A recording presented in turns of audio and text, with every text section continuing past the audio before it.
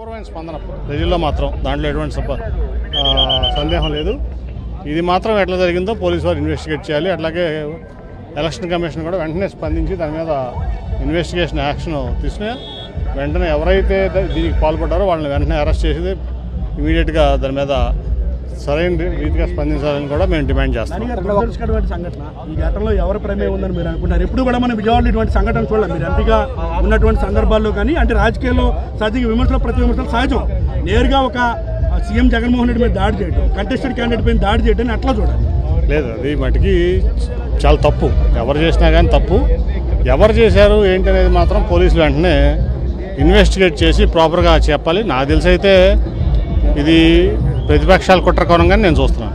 సరే, అంటే ఇప్పుడు రోజు రోజుకు పెరుగుతున్న ఆధారంతో ఈ యాత్రను ఏదే విధంగా కుట్రలతోటి అడ్డుకోవాలనే ఈ ఉద్దేశంతో ఈ దాడికి పాల్పడినట్టుగా భావిస్తున్నారు. చూడండి, ప్రజాస్పందన చూసిన తర్వాత జగన్మోహన్ రెడ్డి గారు మీ అధికారంలోకి రాకుండా ఎవరు ఆపలేరు. సో ఎవరైనా కుట్రలు చేసినా ఇవాళ జగన్మోహన్ రెడ్డి గారు ఇంతకంటే ఇంత ముందు కంటే కూడా ఎక్కువ సీట్లతో మళ్ళీ ప్రభుత్వాన్ని ఫామ్ చేయబోతున్నారు. దాంట్లో ఎటువంటి సందేహం లేదు. కాబట్టి ఇటువంటి కుట్రలు ఇటువంటి కుటీల రాజకీయాలు ఇవన్నీ కూడా ఆపితే మంచిదని చెప్పి నేను అందరికీ ఎవరైతే ప్రతిపక్షాలు ఉన్నారో వాళ్ళందరికీ కూడా నేను మనవి చేస్తాను. సార్, ఇప్పుడు మీరు ఏమైనా ఎన్నికల కమిషన్కి ఘటన పైన చేయాలి తప్పకుండా. ఫస్ట్ పోలీస్ ఇన్వెస్టిగేషన్ ఇమీడియట్ జరగాలి. అది ఎందుకంటే నాకు ఫస్ట్ ఒక టప్ అని సౌండ్ వినపడింది. నేను అక్కడ ఉన్నా 30 సెకండ్ 40 సెకండ్ తర్వాత సీఎం గారు చేయి పెట్టుకుని కింద తోలడం చూశాను. నేను ఇంకా ఆయనకి ఇదైందనుకుంటే ఈ లోపు దెబ్బ వెళ్ళి పక్కనే వెల్లంపల్లి గారికి కూడా కంటికి చాలా తీవ్రమైన గాయం అయింది. ఇవాళ ఇది చాలా తీవ్రమైన పరిణామం, మామూలు పరిణామం అట్లాగే ఉంది కదా. ఇప్పుడు నేను అనుకుంటా ఏంటంటే ఇప్పుడు వివేకానంద స్కూల్ ఉంది పక్కన, టార్గెటెడ్గా చేయకపోతే అది జరగదు. అది కంపల్సరీ ఏదో కుట్ర ఉంది దీంట్లో. ఏం కుట్ర అనేది పోలీసు వాళ్ళు మటుకి పోలీసు వారు మాత్రం ఇమీడియట్గా దాన్ని రేపు పొద్దున కల్లా కూడా అది చేయించాల్సిన, ఎందుకంటే సీసీకి వచ్చి ఇప్పుడు ఫుటేజ్ ఉంటుంది, అన్నీ ఉంటాయి. అది మటుకి వెరీ షార్ప్ ఆబ్జెక్ట్. నాకైతే సౌండ్ కూడా వినపడింది.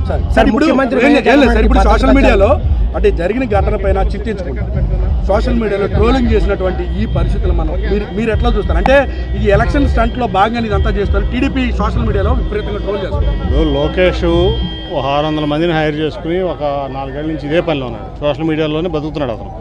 కాబట్టి అతను సోషల్ మీడియాలో ఇటువంటి పనులు చేపిస్తాడు, ఎవరి మీద చేపిస్తాను అలవాటు పడిపోయాడు అతను. సో ఇటువంటి దుష్ప్రచారాలు ఇటువంటివన్నీ చేయడం అతనికి అలవాటైపోయింది లోకేష్ అనే వ్యక్తికి. ఇది ఖచ్చితంగా కూడా ఇమీడియట్గా చాలా తీవ్రంగా పరిణమించి మేము ఇక్కడే కాదు ఢిల్లీలో కూడా ఎలక్షన్ కమిషన్ మేము దాన్ని రిప్రజెంట్ చేస్తాం. దాని మీద కరెక్ట్గా ఇమీడియట్ యాక్షన్ తీసుకొని సీఎం గారికి ప్రాపర్ సెక్యూరిటీ. మిమ్మల్ని ఎదుర్కోలేక దాడి చేశారనుకో డౌటే ఉంది దాంట్లో, డౌటే లేదు కదా. ఎందుకంటే ఆయన ప్రజాదరణ, జగన్మోహన్ రెడ్డి గారి ప్రజాదరణ వాళ్ళు ఎవరో కూడా తట్టుకోలేకపోతున్నారు. ఎస్పెషల్లీ విజయవాడలో తట్టుకోలేక ఈ ఓర్వలేక చేసినటువంటి పని ఇది. దాంట్లో ఎవరైతే ఉన్నారో దోషులను బయట తీయాలి.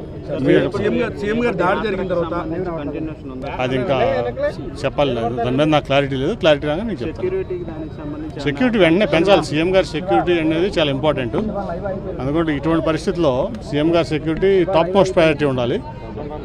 దీంట్లో కొంత పోలీసు నిర్లక్ష్యం కూడా నాకు కనబడుతుంది. ఇమీడియట్గా ఎలక్షన్ కమిషన్ పోలీసు వారిని ఆదేశించి హైయెస్ట్ టాప్ ప్రయారిటీ ఇచ్చి highest category of security CM గారికి ప్రొవైడ్ చేయాలి. చెప్పాలి, పోలీసు వాళ్ళు చెప్పాలి. ఇప్పుడు మేము భారీ జనసందోహంలో మేము ర్యాలీ చేస్తున్నాం. దాదాపు వారధి నుంచి దాదాపు ఒక 7-8 కిలోమీటర్స్ రావడానికి ముఖ్యమంత్రి గారికి 4.5 hours పట్టింది. అంత జనసందోహం ఉంది. ఆ జనసందోహం సడన్గా నాకు సౌండ్ వినపడింది. ఏమంటే చూస్తే నేను సీఎం గారు తలపట్టుకుని కిందకి కొంచెం తోలుతున్నట్టు అనిపించింది. ఏంటని చూస్తే ఇది జరిగింది. తర్వాత వెల్లంపల్లి గారికి కూడా దెబ్బతింది. ఇది ఎవరు చేశారనేది ఇమీడియట్గా పోలీసు వాళ్ళు బయట పెట్టాల్సిన అవసరం, బాధ్యత పోలీసు వాళ్ళు. చాలా కట్ అయింది. మీరు కూడా చూసుంటారు గాయం. చాలా కట్ అయింది. పాపం ఆయన చాలా విలువలాడిపోయాడు ఆ దెబ్బకి.